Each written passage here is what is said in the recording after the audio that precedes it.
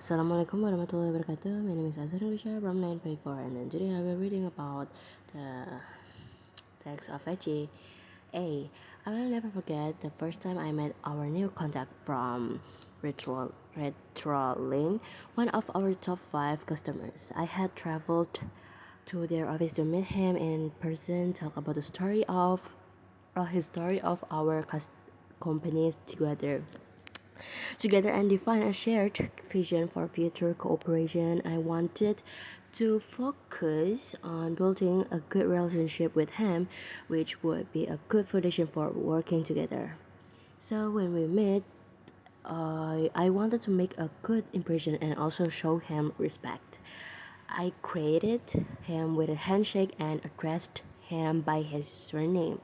When I put my hand out, I realized he had been moving into give me a hug. So we did an awkward mixture of the two.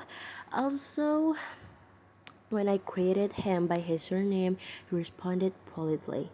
So he used for my first name. It was a little uncomfortable. In, in this situation, I made assumptions about the level of formality he expected.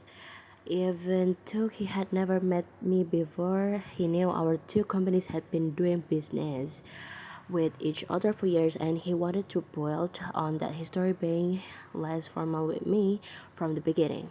The real learning here for me was that I shouldn't assume we all have the same ideas about meeting people for the first time.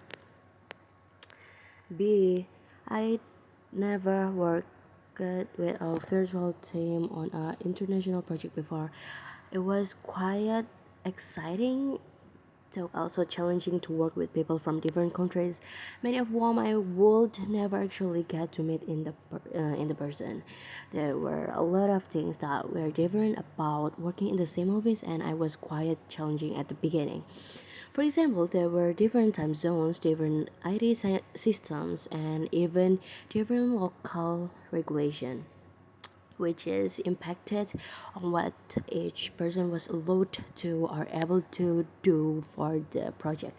There were also interpersonal differences, such as different ways of working, approaches to deadlines, and when to replies to emails. And we should not forget the fact that English was the project language and that most people on the team had to work in a language was not their first.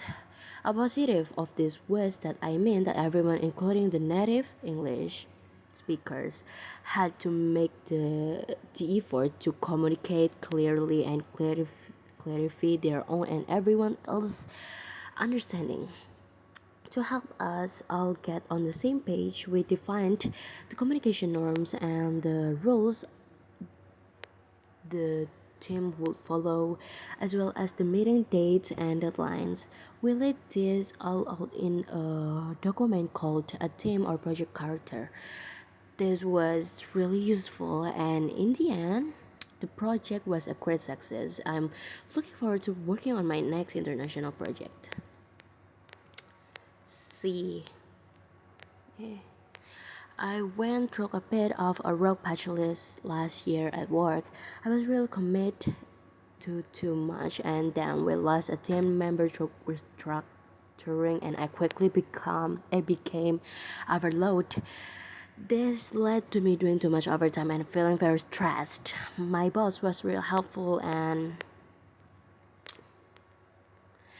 she pushed back against the unrealistic targets that had been set for our department.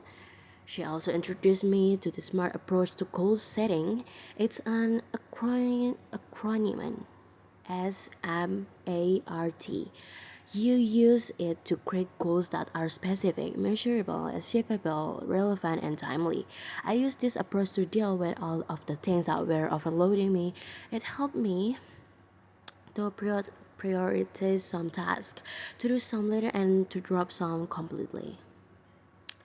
I often use this approach now, and I feel more in control of my time and workload. D.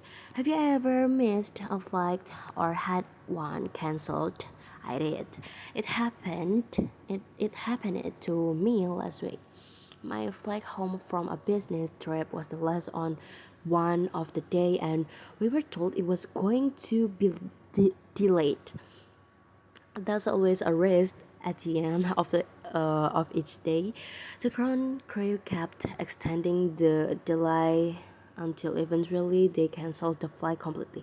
They then told us to go back and drove the airport to the departures area to talk to their agent who would organize hotels for everyone and rebook us on the following day's flight. As soon as they made the announcement about the cancellation, I know I had to think quickly as it would not be likely that the flight would have capacity to take everyone from my cancelled flight. I hurried back through the airport and was one of the first to make it to the desk. That turned out to be a good idea as there were only 9 seats available on the flight. And the next morning, everyone else had to fly to a different airport and continue back to our destination airport in coach. Lucky me, right?